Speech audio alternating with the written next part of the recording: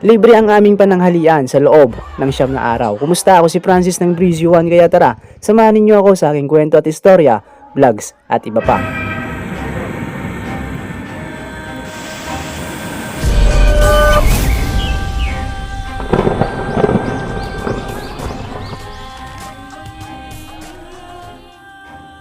Sa progresibo at abalang bayan ng Goa, Camarines Sur ay may nag-iisang barangay na ginaganap ng mga kapatid nating Katoliko ang patungkol sa panata, tradisyon at debosyon sa patron ng Barangay Buyo na si Senyor San Vicente Ferrer. Sa hindi ko pa matukoy-tukoy kung anong petsa at taon sinimulan ang taunang tradisyon, 2 araw matapos ang linggo ng pagkabuhay ay magsisimula na ang tinatawag na Borobaryo. At ito ay walang permanenteng petsa sa buwan ng Abril. Balik na, tanghali ka dyan.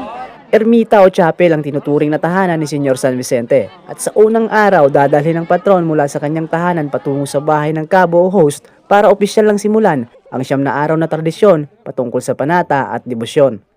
Numero 1 o ang unang araw na wala pang masyadong nakakaalam na opisyal lang nagsimula ang Borobaryo. At sa pagpapatuloy ng ating istorya, saan nga ba kinuha ang ideyang Borobaryo at paano nagkaroon ng ganitong tradisyon? Dito sa aming barangay, naniniwala ang karamihan sa mga kapatid nating Katoliko na nagmimilagro raw si Senyor San Vicente Ferrer. Pero, saan nga ba kinuha ang ideyang Borobaryo at paano nagkaroon ng ganitong tradisyon? Numero 2 o ang ikalawang araw mula sa bahay ng unang host at kukunin naman ang patron para dalhin sa bahay ng ikalawang host. At simula sa numero 1 ay magpapalipat-lipat ng pansamantalang tahanan ng patron hanggang sa mabuo ang 9 na araw na taunang tradisyon. Dito ko nilapat ang aking opinyon base na rin sa pagtatanong-tanong ko sa ilang matatanda dito sa aming barangay. At ito ang narinig kong kwento. Nang magkaroon raw ng gulo sa barangay Pinaglabanan, bigla na lang daw lumitaw o nakita sa barangay Buyo ang rebolto ni Senyor San Vicente. At nang malaman ng mga taga-barangay Pinaglabanan nandito sa aming barangay ang kanilang patron, pilit nila itong kinukuha para ibalik sa kanilang barangay. Pero hindi sila nagtagumpay dahil hindi raw nila ito mabuhat-buhat. Ibig sabihin ba dito ay nagtampo ang patron na para bang ayaw niya nang bumalik sa nagkakagulong lugar? At mula noon, dito na sa aming barangay na malagi, si Senyor San Vicente Ferrer. Marahil isa ito sa pinagkuhanan ng ideyang Borobaryo. Ang salitang buminalyo o Borobaryo ay salitang Bicol na ibig sabihin ay lumipat o nagpalipat-lipat. Bago tayo magpatuloy sa aking istorya, lumipat naman tayo sa numero 3 o ang ikatlong araw ng okasyon. Dito ko itutuloy ang kwento na aking nakalap at narinig. Nang magkaroon raw ng piste o salot sa mga palayan ng barangay dulot ng maraming daga na kinakain ang mga tanim na palay, ay nag-isip ng paraan ng ilan sa mga residente para matigil ang mga daga sa pamimirwisyo sa kanilang pananim. At ang naisip nga nila ay bigyan na lamang ng pagkain ng mga daga nang sa gayon, sa halip na palay ang kakainin ng mga ito ay ang mga bigay na pagkain na lamang ang kakainin. Ano nga ba ang koneksyon sa Borobaryo? Hindi ko rin alam dahil isa lang itong pinasapasang kwento. Marahil dito nila kinuha ang ideya bilang pasasalamat at ibahagi ang biyaya na ating natatanggap. At sa pagpapatuloy ng ating kwento at istorya, dumako na tayo sa ika-4 hanggang sa ika-5 araw ng Borobaryo. Sa ikatlong kwento na aking narinig ay maaaring nalalapit na ito sa katotohanan. At base sa aking nalaman, 1970s, 1940s at 1927 raw nagsimula ang Borobaryo. At ang pinagmulan nito ay maaaring Aurora o Santa Cruzan. Isa itong tradisyon sa paniniwala at pananampalataya, ginagawa sa loob ng 9 na araw sa pamamagitan ng pagbibigay ng nubina o panalangin. At pagkatapos ay mayroon tanda ng bawat isa na umattend. Tandan, maaaring tinapay o di naman kaya ay sopas. Dito sa amin ang sopas ay matitigas na uri ng tinapay.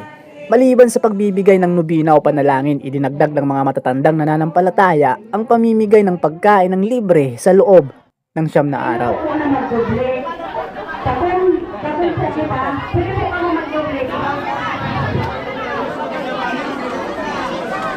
Ano man ang impormasyon na aking nakalap, ito'y hango lamang sa mga kwento ng mga nakakatanda na pinasapasa sa paglipas ng mahabang panahon.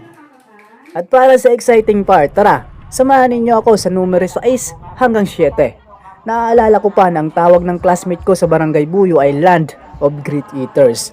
Ito'y walang halong seryosong kahulugan, biro lang. Kaya tara, welcome sa aming Borobaryo. Dito libre ang pagkain mula pa ng halian, pwede mong dagdagan hanggang hapunan. Bata pa lang ako nang nakagisnan ko na ang ganitong tradisyon. Bata man o matanda, may ngipin man o wala, pwedeng pwede rito. Hindi alintanang init, siksikan at tulakan na maaaring mauwi sa sakitan, makakuha lamang ng pananghalian kasama na ang hapunan. Marami ang masasabi ang iba pero ito'y normal ng sistema, oras na matapos ang nubina. Siksikan, tulakan at agawan. 1, 2, 3, minsan 5 plato pa nga ang kinukuha ng iba. Kaya nga minsan ang tinawag ng classmate ko ng Barangay Buyo raw ay Land of Great Eaters. Maniwala ka man sa hindi na kapag inalok raw sa ibang barangay ang taga-Buyo ay mahiyain? Sabi pa nga ng iba, laro ko taga-Buyo.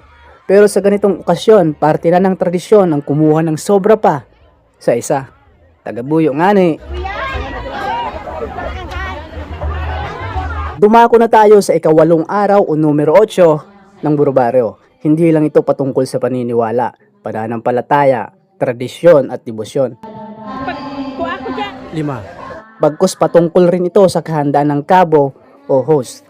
Kailangan hindi lang physically at mentally prepared. Mahalaga rin na emotionally at financially prepared kung nais mong tanggapin ang pagiging kabo o host. Ang bawat kabo o host ay may nakatalagang miyembro sa paghahanda at mga kakailanganin. At ang mga miyembro ay nagbibigay ng kabanggihon. Ito'y uri ng voluntary contribution, maaaring bigas, halamang gulay, o di naman kaya ay pera. Hindi rin biro ang maging kabo. Isa nga sa kabo ngayong 2026 ay nagpalista pa raw siya taong 2010. Mahabang taon at panahon ang hinintay para lamang sa tradisyon, paniniwala at debosyon. Dagdagan natin ang kwento. Ayon kay Pay Badong Gonzaga, 1956 nang maranasan niya ang Burbaryo. At hindi ito ginaganap sa umaga bagkus sinasagawa ito sa gabi. Noong mga araw na yon, pagkatapos ng nobena at panalangin, supas pa raw ang ibinibigay sa mga umattend.